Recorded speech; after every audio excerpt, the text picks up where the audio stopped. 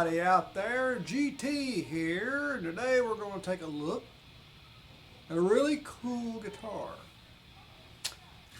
Now, you buddies of mine saw that I got one of these about a month or so ago, I guess. This is the Edward Van Halen Striped Series Frankenstein. They've been doing the Stripe series for about 10 years. They've done pretty much all of the model. I think this was the last one they did before it passed away. It's I've got or had one of the Stripe series, so I've got some experience with what they started with because I got a very early Stripe series, and then what we've got with this right here. For those of you that are not familiar with the Edward Van Halen Frankenstein, it started out as the guitar on the front of Van Halen 1, where it was white with the black stripes, which you can still see on here, and then Ed later took the pick guard off and did another paint job. I will say this, I'm impressed with this guitar, as much detail as they put in to relic this guitar. This guitar retails for $16.99.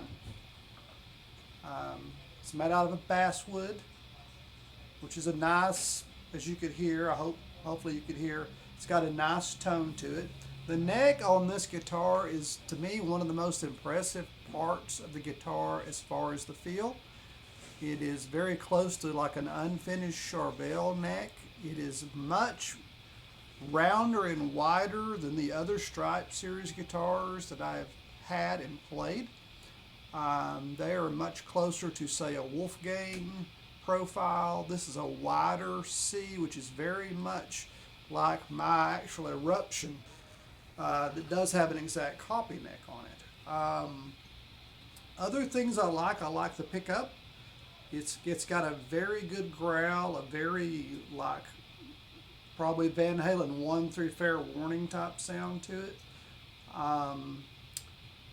It's weight-wise, it's about 7 pounds. It's a very comfortable guitar to hold and play. So being a Van Halen fan, there's a whole lot I like about it. Now I'm going to give you a short little history thing. The first one of these that I got, I noticed it wouldn't stay in tune. And I did a setup, and I did all those things, the string stretching and all that. And then when I got it, I waited till nighttime to open it and give it time to acclimate. And I couldn't get it to set up. Next day in the daylight, I looked at it, and this Floyd Rose post on the bottom, this is the post right here where my finger was bent like this. And my 9-year-old took a look and noticed that right here, the wood was broken. So in shipping, probably the guitar sustained damage. So I called the person that I bought it from. It was a reputable dealer, and they took it back. To make a long story short, I had to wait and get another one. Something else I noticed on the first one I had was that the high E on the 9th fret fretted out. None of the other frets anywhere, only in that spot. Okay, flash forward.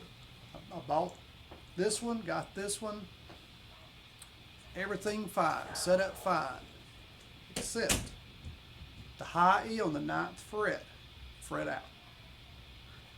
So what I had to do was get out my fret leveling and polishing kit and go through and figure out which one of the frets was too high.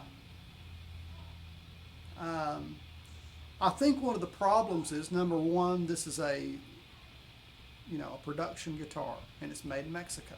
I've had a lot of people that argue that American Strats and Fender products made in Mexico are just as nice as the ones in the USA, and I totally disagree. Because I've got 7 or 8 American Strats and I have a Mexican Strat. I love the Mexican Strat, but there's not a comparison. The quality of craftsmanship is different. The attention to detail to little things is what gets missed. When you've got a $1,700 guitar, you should not fret out anywhere. You should not have to do fret work on the guitar. I actually had to adjust the truss rod a tiny bit, a little bit of experimentation on these guitars. It's easy, it's right here. But I did have to level the frets from here to here, from here down. Now, that's not a terrible thing. It took me a couple of hours to do to get it correct. Where you slowly do it. It's not something you rush into. You take time with it. But I was able to take care of that. Now, this is a compound radius neck in more than one way. This is like I think it's a 10 to a 16.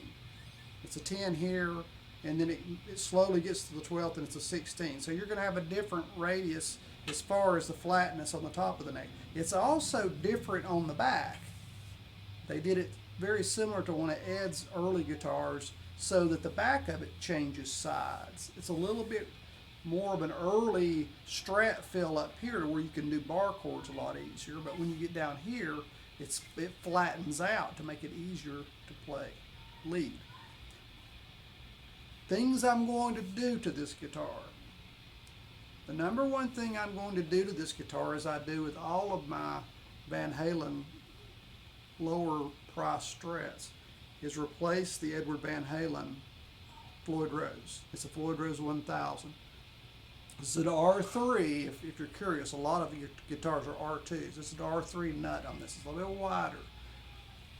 Now, Ed had Fender put a solid block on it, which helps. It does help the sound a lot. But this is a pop metal Floyd Rose. It's one of the nicer pop metal Floyd Roses, but I play my guitars a lot, and I do a lot of whammy abuse. And on this guitar, even though I've stretched the strings and done all the different things you need to do, if I get it out and play it like I like to play for, say, an hour, I have to tune it at least 3 times within that hour. And with a Floyd, you shouldn't have to do that. So I've already ordered a German Floyd Rose, just the original, no big block or anything, because the old original Floyd Roses are tried and true. They've got a good block on them, and they're really hard German steel. I'm going to put that on there, and then I'm going to slap some Ernie Ball strings on it. I'm going to put 9 to 42s on this. Ed used a really weird gauge setup that I haven't been able to find, and I can't find anybody that's doing Ernie Ball strings separately like they used to do. So if you know somebody in town here in Chattanooga close by, let me know. Because he went from a 9 to a 40, and he also had some changes right in the middle to where the B and the G string were very close in size. That makes tuning the guitar a lot easier, and like doing like a run with the double dial.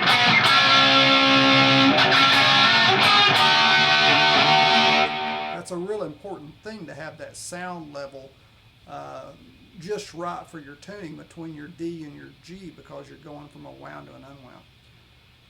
So I've rambled on here. Sorry if I have. A closer look here at the guitar. They just, cosmetically, it's beautiful. They did a wonderful job. They spent a lot of time to get this to look, like Ed's Frankenstein, with the exception they didn't put the things on the back, which I don't care about. Once again, the neck, you pick it up and start playing it, and you go, this feels like an old guitar. And it feels like some of the old Charvels. It's a little bit bigger neck than some of the old Charvels until you got into the 82 and 83. The Fender headstock, it does have the E Van Halen logo on it. It's got the E Van Halen tuning keys on it. I will keep the E Van Halen Floyd Rose just because it's one of his, and with his passing, a lot of people are holding on to that type of stuff. I still think about Ed a lot. I play this guitar a lot of my other guitars. When I sit down at night to kind of wind down, I usually play at least a Van Halen song. Anyway, that's a pretty good look at the Stripe series. Something else that I may not have mentioned, you'll notice the humbucker is turned like it's supposed to be. Has the non-working, which you can wire if you want to, front pickup. Got the tone knob. So top. So it's a very accurate guitar. Just the few little bitty things that I would like to do, the Floyd and a different type of string, so that when I pick it up and play it, I can just keep rocking out. So, hey, let me know what you think. If you've got one, by all means, let me know if you have the same problem with the frets. But yeah, once I get everything the way that I like it, I'll play more on it. I know I did a tribute with this and played a couple of songs, but I'll just sit down and go through a song on it after I get everything changed around. So everybody, peace out. Have a cool day. Hope everything's going right. We'll make it through all this mess. Election day's coming up soon. That's going to be interesting. I hope the best for whoever everybody wants. Hope it comes out for you. Other than that, everybody have a good day. Peace out.